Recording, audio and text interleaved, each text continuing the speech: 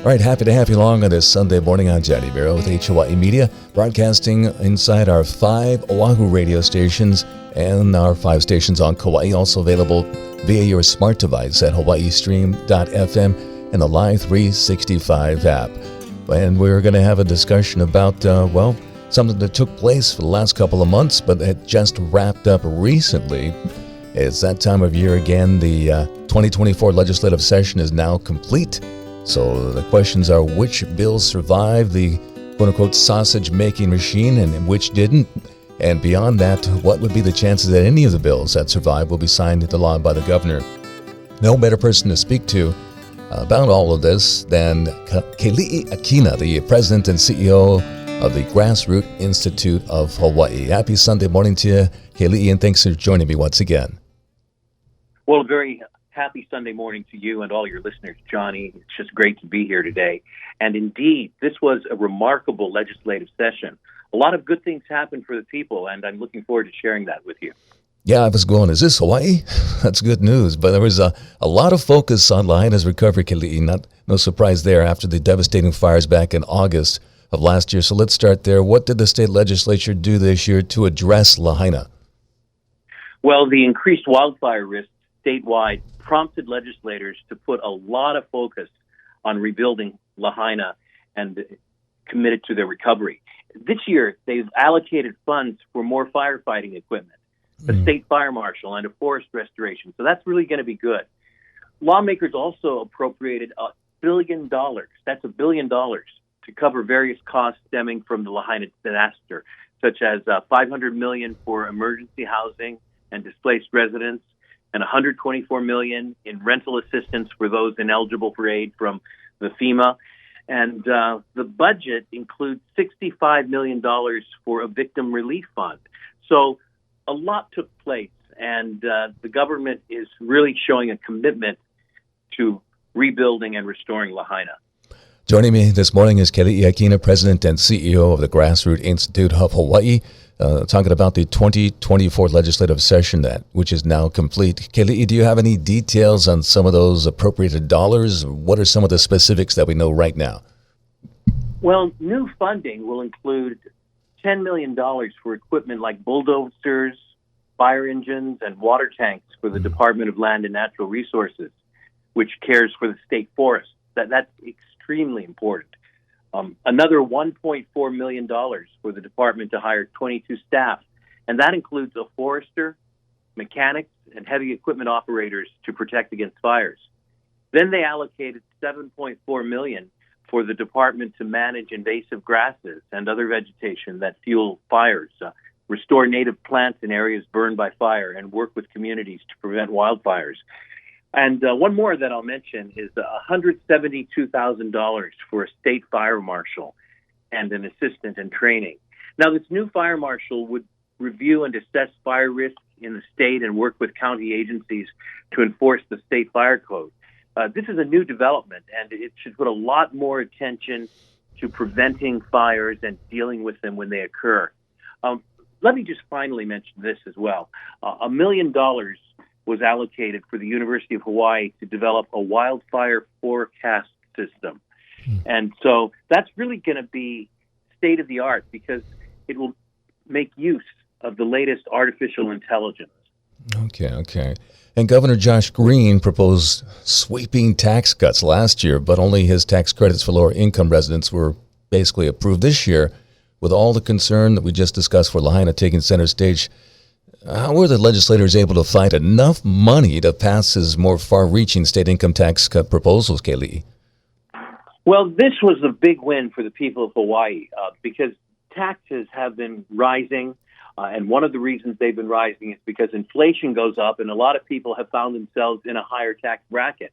And our people simply have needed relief from our being one of the most highly taxed states.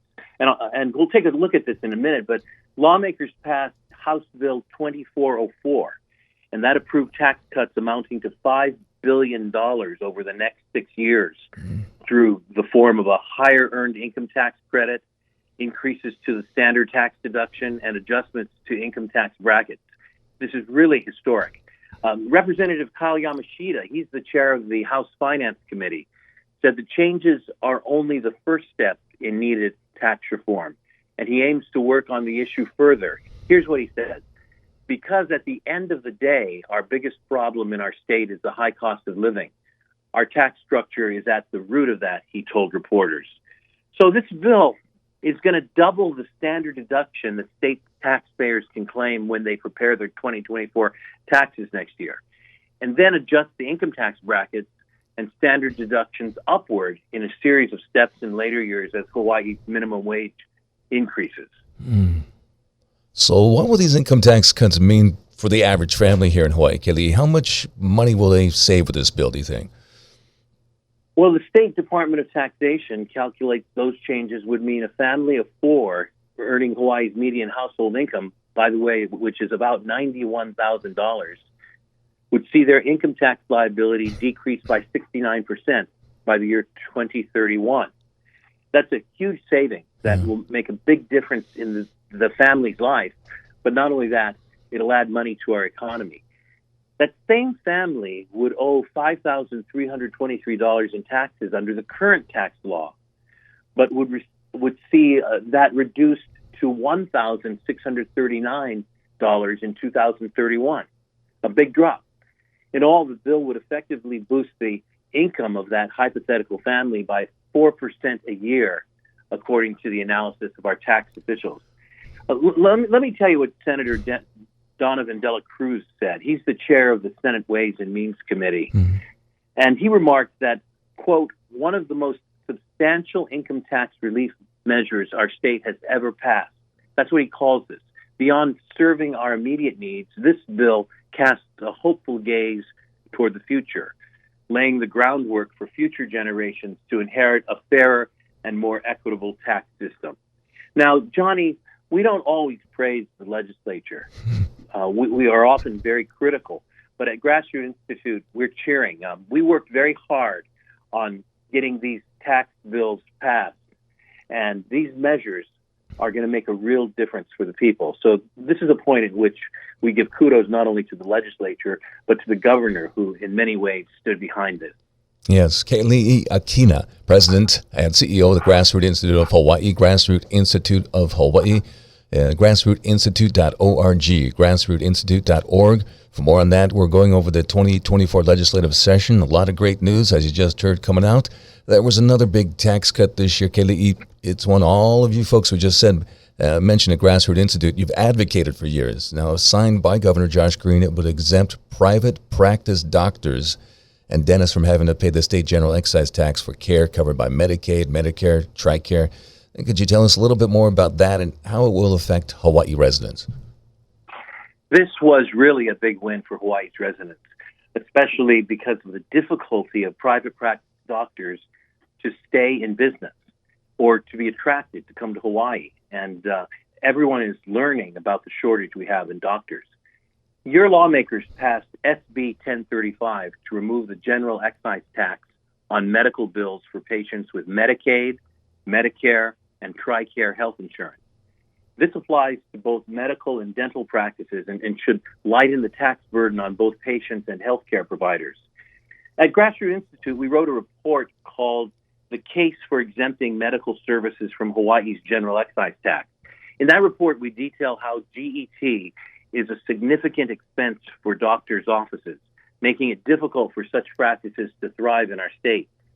For example, did you know that Hawaii is the only state to tax gross receipts on patient copayments and deductibles, as well as the only state to tax Medicare and TRICARE?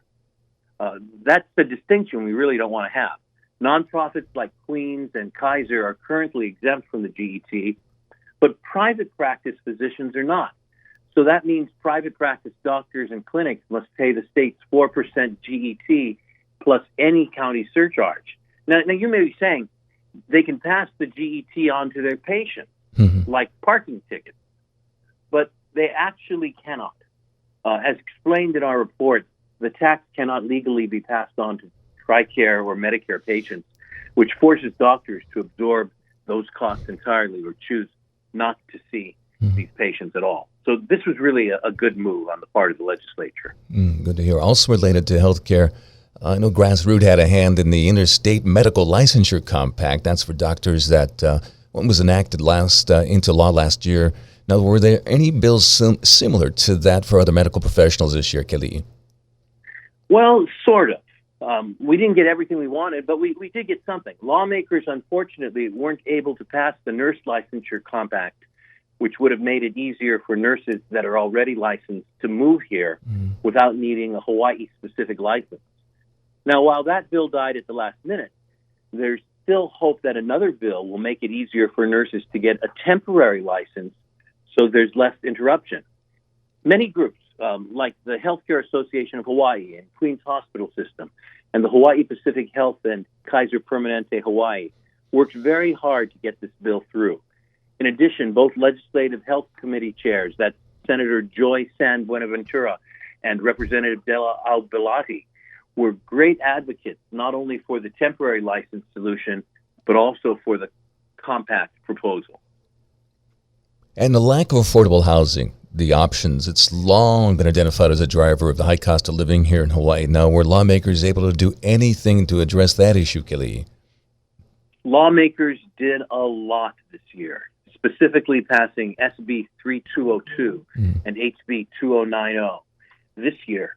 These are very different approaches from years past. Recent past attempts to address the state's housing shortage primarily involved subsidies for affordable housing construction. Many other states are looking at zoning as one of the barriers to housing development, and we agree at the Grassroot Institute.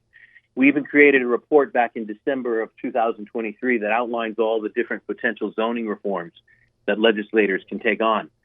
First, let's talk about SB 3202. The zoning measure requires the counties to allow 2 additional dwellings on each residentially zoned lot with the aim of promoting higher density development. This is called the ADU bill. That's remarkable. That means you can have 2 units in addition to the primary residence on your lot.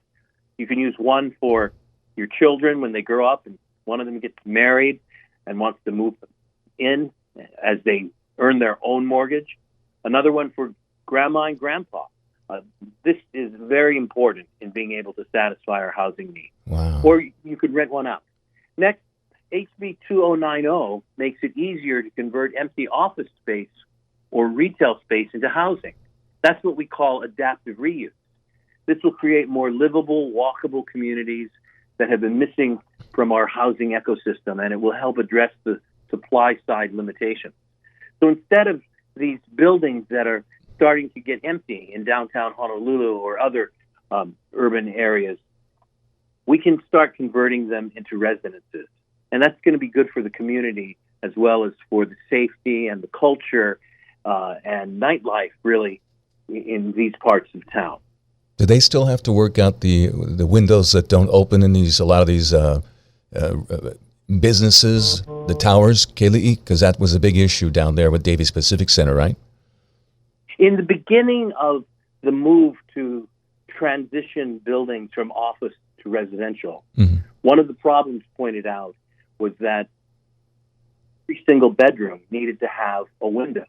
But creative design has made it possible to be able to provide very suitable living spaces where you don't have to have windows in every single bedroom. And we were able to accommodate that in the law. So this is a big forward move for being able to supply housing needs. Great news. All right, I know government transparency and corruption were major issues this year. How did measures related to those issues fare? Well, as you know, we have a special place in our heart at Grassroot Institute for keeping government accountable. Our governor, Josh Green, recently signed a few good governance bills into law. We're really pleased about that. This furthers the state's commitment to accountability and transparency in government action. These bills, part of ongoing efforts to promote public trust and citizen participation, aim to enhance openness in decision-making processes across Hawaii. Now, among the bills signed include House Bill 1598 and 1599 and 1600. They focus on bolstering Hawaii's open meetings laws. They seek to facilitate greater public input by ensuring timely distribution of written testimony to board members. That's HB 1598. and allowing audio and video participation in remote meetings. That's HB 1599. And setting clear time standards between board meetings. That's HB 1600. These enable adequate review and compliance with open meeting law requirements. Lastly, I'd like to point out that House Bill 2072 promotes transparency in disaster relief fund solicitations by requiring disclosure, safeguarding donors, and fostering confidence in relief efforts. So, all in all, this was a good menu of bills that advanced the state of transparent and open government in Hawaii. A win for the people of Hawaii. And the big question is, how long does the governor have to decide now whether to veto or sign all these bills? Our governor has to take action on any bill now by July 10th. So mark that on your calendar. If he signs the bill obviously becomes law, and then it's given an act number. It doesn't mean the bill is implemented immediately. Bills have calendars and timetables as to when they ultimately get enacted. Now, if Governor Green plans to veto a bill, he must inform the legislature by June 25th. Okay. And actually, he has to deliver the veto by July 10th. So if the bill is vetoed, it won't become law unless the legislature successfully overrides the veto by a 2/3 vote in each chamber. If our governor chooses to do nothing on a bill by the July 10th deadline, the bill will automatically become law without his signature. Okay. So if there's something that you support or oppose, right now is the time to reach out to the governor and let him know what you think about how he should vote on any given measure. But it sounds right now you're giving this a high grade, despite the signing not happening until July. You're giving this a pretty high grade overall.